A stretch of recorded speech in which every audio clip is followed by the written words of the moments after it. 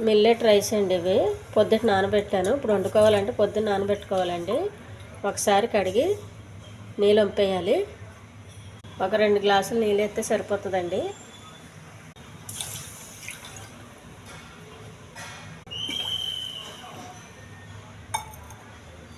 ఇవి చాలా తొందరగా ఉడుకుతుందండి, ఎక్కువ టైం తీసుకోదు.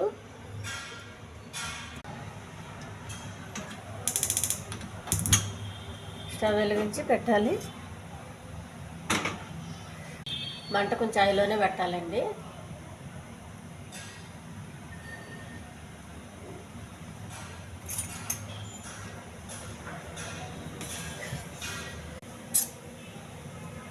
ఉడుకుతుందండి మిల్లెట్.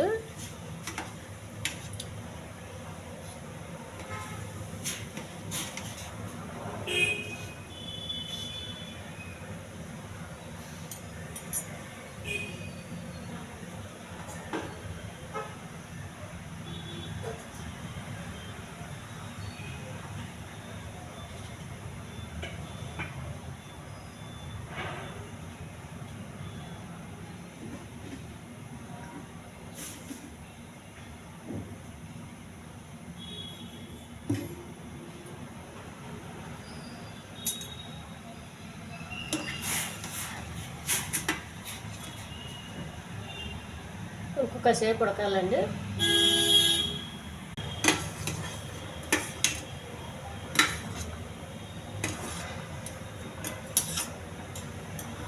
ఉడికేటప్పుడు బాగా ఇలా పొంగిపోతుందండి.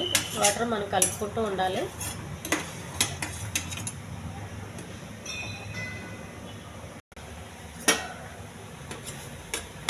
వాటర్ అంత ఎగిరిపోయిందండి. కొంచెం వాటర్ ఉన్నది. ఆ వాటర్తో పాటు ఇవి ఉడికిపోతాయి మిల్లెట్స్.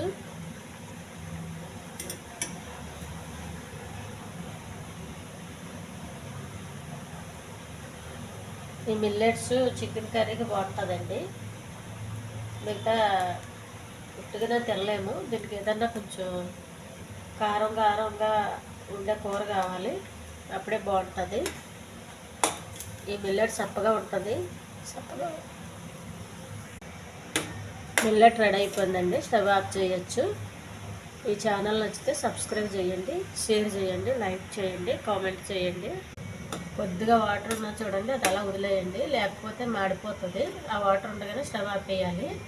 మరీ వాటర్ ఎగిరిపోయే వరకు స్టవ్లో పెడితే మాడిపోతుందండి. హెల్దీ ఫుడ్ అండి ఇది. చాలా చిన్నపిల్లలకు ఇప్పటి నుంచి అలవాటు